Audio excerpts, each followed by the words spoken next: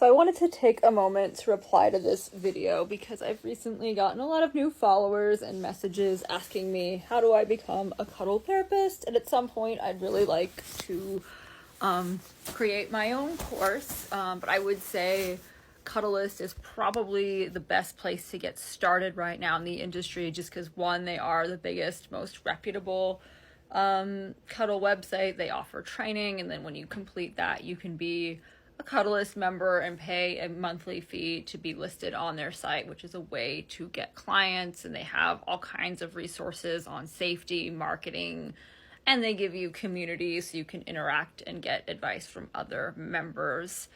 I have not taken their revamped training. I did their original training and will probably take the revamped training later this year.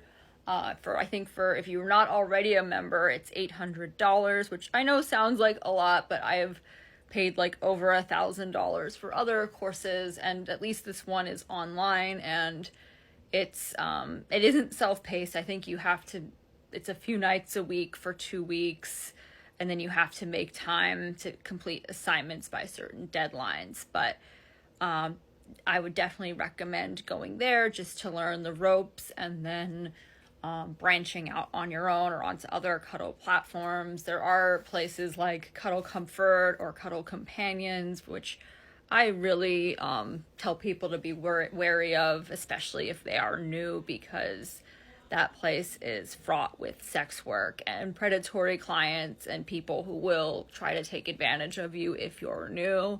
I am on Cuddle Comfort and I do get business there, and I think if you know what you're doing and you have a good safety system in place, it can be a good resource to get clients. But I would not start your cuddle career there. That's what I did, and I definitely ran into some sticky situations.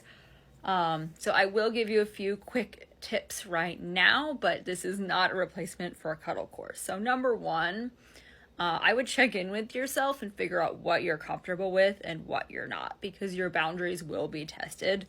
So having like a list of boundaries, or as I call it, my code of conduct in writing that you know for yourself, but also you make all prospective clients agree to, is a huge important first step into maintaining safety in a session. So I will link my code of conduct video. It's pretty much the Cuddleist code of conduct with a few more details. I've added to it since I've made the video, but it's pretty similar.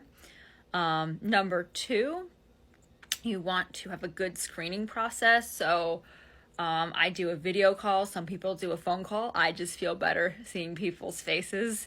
But I will also link my consultation call video. But I find just creating that like non-judgmental, exploratory style of call to really get to the root of what a client needs is a lot more revealing in finding out if a person is aligned with what you offer and if they are safe or not. Number three, I would say to have community, have mentors, have friends that work in the industry, join the Facebook groups, but don't join until you've gotten at least attempted to get started. We get a lot of people that are just curious but have no intention of working in the profession.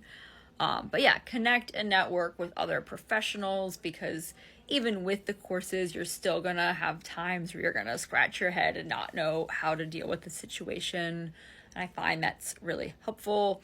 Number four, you're gonna wanna have an opening agreement, and this I got from Cuddleist. My number one rule in a session is if at any point you're uncomfortable physically or emotionally, I want them to let me know if they're uncomfortable, and I will do the same for them. So I will let a client know right away if I'm uncomfortable, which is good because clients do get anxious about hurting me or whatever, but also it lets them know that I'm not going to let it slide. If they cross one of my boundaries, I will call them out on it.